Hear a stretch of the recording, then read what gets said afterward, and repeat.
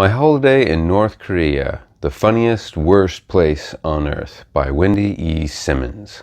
A traveler blogger travels to North Korea to get an experience of one of the least touristy places on the planet. And like it says in the subtitle, it's the funniest, worst place on the earth. From the moment she gets there, she is under strict scrutiny from the government. She is assigned 2 handlers that stay with her at all times.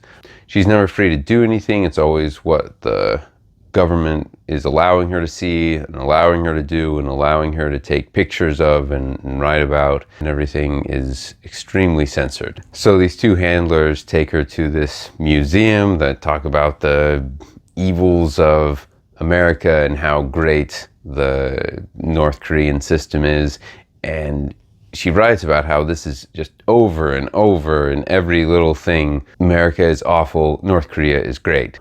I was really laughing out loud through a lot of this book because the lies are so obvious, and this woman is prodding her handlers to get real answers on anything, but the way everything is twisted, it's a bunch of non-answers and a bunch of contradictory answers. The funny part is this big propaganda machine that would seem to come right out of 1984 really does seem to come right out of 1984, except they're terrible at it.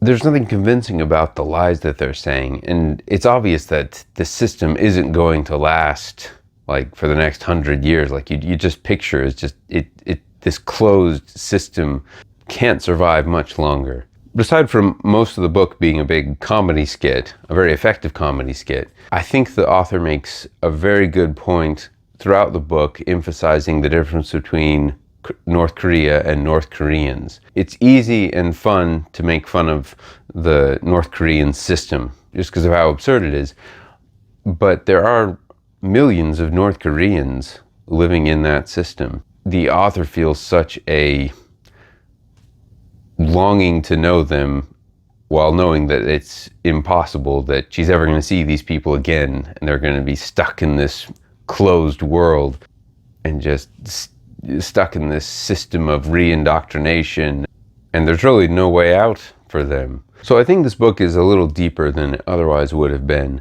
But I like both sides of the book. I thought it worked from beginning to end, and it's a quick read and basically a one-setting read. So solid thumbs up from me, which I guess will translate to 4 stars.